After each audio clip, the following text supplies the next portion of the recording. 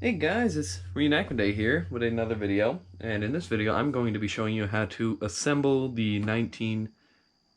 could be the 1910 or the 1928 styles of haversack, and the model 1923, or it could be the model 1910 style of belt. We didn't change much about these packs and these belts between World War I and World War II, but we did change a little bit. I'll glance over that as I go over how to put everything together. But, well, just to start off, let's see, we'll start with the bayonet first, because why not? So, the model 1910 and the model 1928 Haversack has a little bayonet loop right here on the side. Now that's great and fine and dandy when you're working with the 1905 bayonet. You hook it right at the top and it goes right down to that loop. But that doesn't work so well when you use the M1 bayonet. You can see it doesn't reach down to the loop, or it barely does. It can easily fly out, and then you got a bayonet sticking like that off your haversack. So it can catch on stuff and just is in the way. I will show you the way I do it for when I'm reenacting. But if you have the model 1905, you can just put it on the outside and just put it right through this little loop right here. But because this is a 1928 haversack, I'll stick with the M1 bayonet and I'll show you what to do. Now, everything has these little wire hooks, pretty much. Almost every piece of kit has these little wire hooks that are to attach it to either the pack or the belt or whatever. And as you can see, there's like two little eyelets right here. There's two little eyelets on the side, and there's eyelets all the way up and along the belt. And that is where you hook them on. Now, I'll describe it more on the belt when I hook it on, just because it's easier to show it then, but I'll kind of talk through it as I do it. So you take the hook, and you take one of the openings, go from the outside to the inside, or you go from the inside to the outside, then you kind of fold the fabric over, and do the same on the other end. And then it should be right on there like that. You do get quicker with it as you do it more, but like I said, I'll show you it more up close with the belt. And because this is the M1 bayonet, what I've often seen done in original pictures and by fellow reenactors is I see them open up their haversack. I'll do another video on what I put in this haversack later. But they put it inside the haversack and then they tie their haversack shut. So you can see just the way haversack gets tied shut is just these straps and these buckles. Nothing too crazy. I'd go over this if I do a packing the haversack video, or do an updated version of that video. I know I already have one out, but it's an old video, so it's due for a redo. Make sure everything's all fitted in there nice. And set that up. Now as you can see, that bayonet is in there. Here, we'll just pull it out a little bit like that. It's in there. It is probably fell out of the little wire hook thing. It likes to do that sometimes because I'm missing the eyelets here. They tore out. Give me 2 seconds just to fix that. There we go. And you can see it's in there now. Fits very nicely. The bayonet won't flop around because it doesn't reach this little loop. And you can still see the bayonet, and like I said, I've seen this done in a lot of old pictures. Now, moving on, you're going to want to keep this bottom strap untied from your haversack for later. Now after that, we will put on the meat can pouch, or the mess kit pouch, or whatever you want to call it. I've heard them called all sort of names. And you can see there's nothing in it right now. I find it easier to do it when there's nothing in it, but you can do it either way. You take these straps right here that are attached to the inside of the haversack. I'm just pulling out there. These straps and these two holes right here. You go in through the closest one to where it attaches. And on the back of this mess kit pouch, you got these little loops right here, little metal loops. Now what you're going to want to do is take it, turn it inside, turn it up. Set it like that against the haversack, and you're just going to want to take this fabric, or this strap, feed it through there, and then back down through the same hole that it came out of. And then you go down to the next hole, feed it out, take the bottom loop, feed it in, and then once again put it back down through the hole it came out through, and just kind of pull it tight. Just pull it nice and so it fits like that. You can see. Now I'll do that with the other one real quick. Like I said, I've taken this haversack apart a million times, so I'm very used to how to do this. And feed that right up and through. You can make it look all pretty after. You can see when I first did it, you can see it's kind of bunched up. Just grab the bottom of the fabric and fluff it up or stretch it out back to where it is. If the straps are long enough, they should stay under there like that. Alright, and once that is done, you are good to just strap the haversack down at the flap right there. Just like that.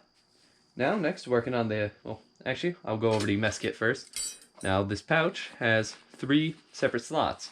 One of these slots is larger than the other 2, and that is for the spoon. The best way that I've found to do it is take the spoon. Doesn't really matter what way you put it in. Let's see. I usually like to do it where the bump side is facing down. Just like that. Now your fork and knife would come with a leather sheath. My fork sheath is somewhere in a field in New Hampshire from a reenactment, so missing that, but it would still be there. And how you'd put it in, if this had the leather sheath, you'd put it in with the points facing up. I do that with the knife too. See, you got the separate leather sheath. It goes right in here. And then you take it and you put it up with the point facing up. Now why I do it like that is because if it's facing down, the leather can get pulled. When you pull out the knife, the leather will kind of stay in there, which I found more of a hassle than anything. I like to just be able to take the whole thing out and then throw this back if I need. But I suppose you could leave it in there and just take out the knife, and then when you're done, make sure the knife goes back in the pouch. But this just makes it easier, so I don't have to worry about having to line that up. I can just put it in there, turn it upside down, and slide it in. And because I don't have the leather sheath for the fork, I always put the points facing down, just for safety, you know. Now we got the mess kit. Mess kit, you know, just kind of like this. Let's see, 2 pieces, like that. And just take the one piece, put it on the other, assemble it like just the normal way. Pop that down, and this little loop on the end, you're just gonna want to fold that over just so it fits better. And then you just put that in. And how these straps work is, you can probably see it better on this one. There's 2 little openings right here, this top one and this bottom one on that buckle. Let's just move my hand so you can kind of see it a little better. The bottom one, the top one, I'll go in through the bottom one, pull it tight, and loop it back through the top one. Kind of like that. It looks like that. Pretty much there's only one way that'll work, so if it's difficult to do, you're probably doing it wrong. Next, we're doing the shovel. This could work with the Model 1943 shovel or the 1910 T-handle. What you do is you just feed it behind the mess kit pouch. You saw there was like a little space there behind the mess kit pouch. Pull it down, and with the wire hooks and this little tab right here, wire hooks and this little tab back here, you're gonna take it and hook the wire hook onto those tabs. Kind of easier I can't stand it up and do it because of the handle of the shovel. But I don't even gotta look to do this right now. Like I said, you'll definitely get used to doing it. Alright, now why I told you to leave that bottom strap unstrapped is whether you have the Model 1943 or the Model 1910. You take it, put it underneath, loop it around, just move the shovel over to one side, and then you finish doing the strap. Like that. Now, I haven't seen this in any official field manuals. I've seen pictures of people doing it. and I was advised to do it by fellow reenactors. That keeps the handle of the shovel from flying up as well. So that makes it so everything on this haversack, between the bayonet and the shovel, it's all fastened down. I can pick up the haversack by the shovel, shake it around, nothing's gonna fall off, drop it, you know, the whole light, and it's not gonna come apart. The haversacks really are just a bunch of folded canvas into a pack, but as you can see right now, the pack is all set, all ready to be used. Now we'll move that off to the side. We don't need that right now, and we will go on to the M1910 or the M1923 cartridge belt. This is the M1923 style of cartridge belt. So these cartridge belts were made during the time of the 03 Springfield, and the 03 Springfield would take these stripper clips, these are blanks, of 30-06. And if you open the pouch, you can see there's a button. Now a lot of people think, oh yeah, that button's for when I'm using like an M block or something to strap it down. But what that's for is so you can put, if you undo the button, you can put one in front of the strap, like that, and then one behind the strap. So when you go to pull one stripper clip out, the other one won't go flying. And you can see these pouches fit 2 1903 stripper clips, or they can also fit, I'll just close that, one M1 Garand end block, which is conveniently the width of 2 stripper clips. So what we're going to do with that, and you don't even got to undo the button, you can just tuck it in there and push it down and it'll be all set. Just like that. See, the pouches will look a bit different if you have live rounds in it. See, there's this space down here, that's because it was made for live rounds and not blanks, and blanks are a bit shorter.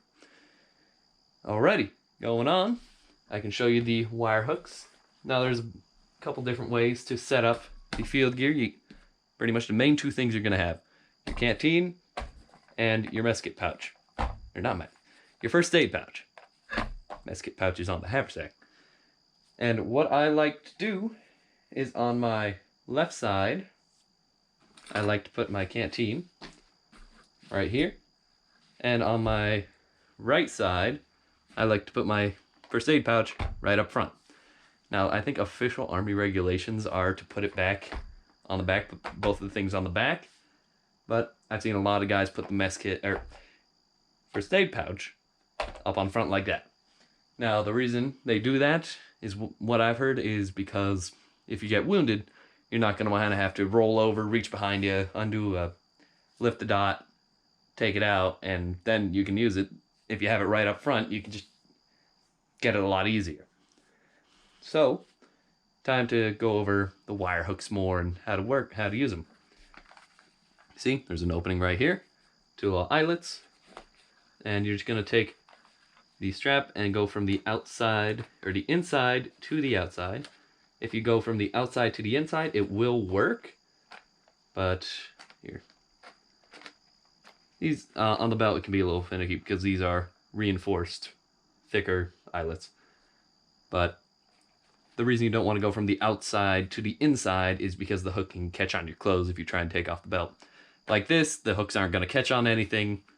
If you're scared of, you moving your finger by it and it getting caught on it, I've used this belt for about like 4 years reenacting, and not once has that happened to me. So you really don't got to worry about that. And I don't think I actually talked this over. I think I was talking about something else when I did it, so I'll just undo it. Once you get the first hook in, you take the fabric and you physically just fold the fabric. And it's probably easier to do it without anything in the pouches, so keep that in mind. And then once it's just through, it'll look like that. It's not going anywhere, won't fall off.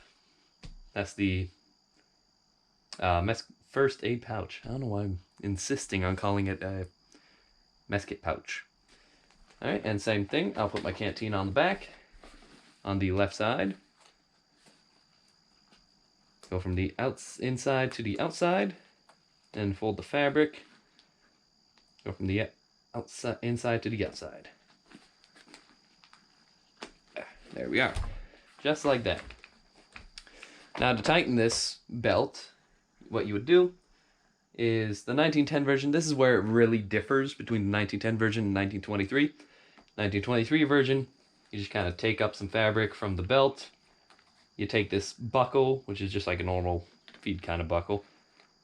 You feed it through and pull it tight. Now, I'm not going to mess with that because it's all set to me. But it's just a normal kind of strap there. I can show you better on the Haversack the same style of strap it is.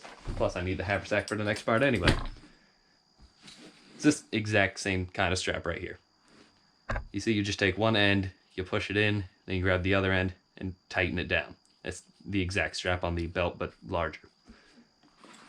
All right, so we got the belt, or we got the Haversack, and we got the belt right here. Now, how do we attach the Haversack to the belt? They have these hooks on them, and these hooks attach to the eyelets on top of the belt. Now, what it's easier for, where I set the Haversack usually is two back. Well, you see there's one eyelet here, no eyelet here. Well, actually, there's an eyelet on this side. No, there's no eyelet on the bottom. Anyway, you go 3 eyelets back. 1, 2, 3. Take it, and you hook it on just like that. Now, sometimes it's easier to hook it on while you're wearing a Haversack, because it is easy to get the strap all twisted when you're doing it, just lay down on the floor like this. But usually, how you would want it to be is you just want the hook, the opening of the hook facing outwards. Then you just take the other side, find that strap again, the outside of the hook facing outwards, 3 loops back, 1, 2, 3. You just snap it through the eyelet. Now, this is all well broken in. With a new belt, it's probably going to be a little bit stiffer and you won't be able to do it as easy. But as of right now, that's pretty much how it is. Let's see. Now, on the back of the Haversack, just flip everything over. You have these 2 other straps. Now, in World War II, they would probably keep these hooks undone. How in the world did that happen? Anyway, they would probably keep these hooks undone so they can easily just undo these front 2, drop the pack when they get into combat, and they're carrying less weight and they're more maneuverable. Now, for marching or something, you could probably just what they would do is take these, hook them onto these back eyelets right here. These last 2 eyelets, depending on the, sides, right there. And that's how they'd get everything on. Alright, I do apologize. I forgot to mention this one little bit. It's probably easier to do it when the Haversack's all folded up anyway. Now you can see the shoulder straps, they go into 2 separate directions. This one's sewn on kind of at an angle. This one's sewn on, well, I think it's just still part of the same fabric, just straight down. Now the one that's at an angle, you're going to want to hook onto the front of the belt. And the one that's just the same piece of fabric, you're going to want to... Now on the inside of the Haversack, there are these 2 little straps on each side near the bottom of the flap, near the bottom of the internal flap and just the bottom of the Haversack in general. And what you're going to want to do is take it from here and feed it through these holes.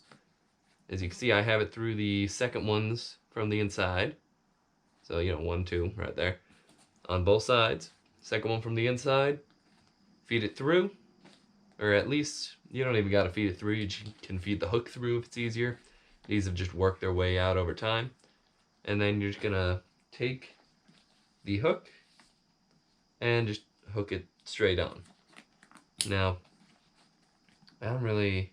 Again, kind of like the hook facing towards you if you're wearing the pack. So it's facing towards your back. And that will make it straight. If you accidentally do it the other way, like... let's see. If you accidentally do it that way, you can obviously tell it's twisted, and when you put the Haversack on, it's going to be twisted. So that's pretty simple enough. If you accidentally do it that way, it's no big deal. You just unhook it, rehook it, just like that. And that is the correct way for the Haversack. And lastly, fastening of the belt is just a simple buckle and the little slot. Twist the belt, and it locks in like that. Simple enough. Basic, just web gear. This web gear is a lot simpler than the German web gear, the British web gear. These are made so anybody can really figure it out without much training, or just pretty much observing of the other people doing it. They can look over and be like, oh, so that's how you do it. Kind of helps a lot with the ease of training and how long it'll take. I mean, probably took a while for the Germans to figure out how to set everything up, and it just took a while for the Germans to set up their gear. I know because I have a good set of German field gear, and it takes a lot longer to rig up than the American stuff.